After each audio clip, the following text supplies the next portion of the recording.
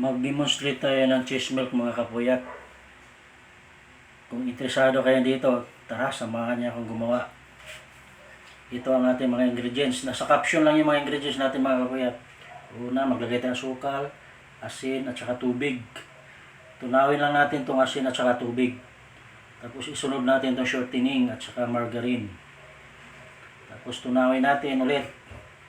Tapos ilagay na natin itong mga dry ingredients tulad ng harina, gatas, saka yeast, at bread improver. Pwedeng, kung wala kayong mahanap na bread improver mga kapuyat, pwede natin hindi lagyan.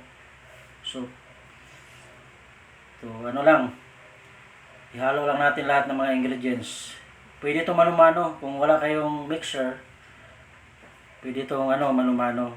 Pwede rin sa roller, pero mag-adjust ka ng tubig mga kapuyat, kasi medyo basa yung natin, yung dough natin kung mixer yung ginagamit natin. So ito na palantanda na fully developed ng ating dough. Medyo siya, chewy na. So ang susunod natin gagawin, magpo-portion tayo. Bali 5 piso lang yung bintahan natin mga kapuyat. Nasa mga 30 grams. Good for 1 kilo lang yung recipe natin ngayon mga kapuyat. Kung gusto nyo yung 2 kilo, i-times 2 nyo na lang. So tapos na tayo nagpo-portion yan. Takpan lang natin ng plastic habang pinapahinga natin itong ating dough. Gagawa muna tayo ng palaman ng ating cheese milk. Nasa caption yung mga kapuyat, ingredients. So gagamit tayo ng cheese grater.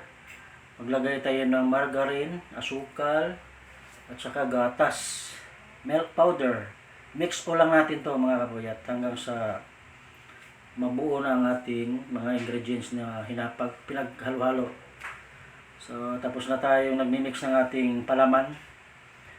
Ang gagawin natin, hahatiin natin to. Bali 60 piraso yung dough, tsaka 60 piraso din yung palaman. Ginawa ko to mga kapuyat para sa mga lang, wala pang alam. Sa mga master dyan, na lang kayo, skip na lang kayo kung hindi nyo nagustuhan yung ginawa ko. Ang purpose kasi nito para hindi ma-short ang ating palaman or hindi masubra ang ating dough. So bali sa isang baston, kinakat ko ng tigsa 10, sabay-sabay. Ayan. So tapos na tayo nagkakat ng ating palaman. Magpuporma na tayo ng ating cheese milk. Bali sundan nyo lang kung paano tayo magpipigura ng ating cheese milk mga kapuyat. So ang ginawa ko, pina-flat ko muna sa aking kamay, tapos nilagay ko yung palaman, tapos pinifold ko sa magkabilang gilid. Ayan, ganito malang mga kapuyat. Ayan. Sundan nyo lang yung mga procedure ko mga kapuyat, tsak makukuha nyo ang tamang quality.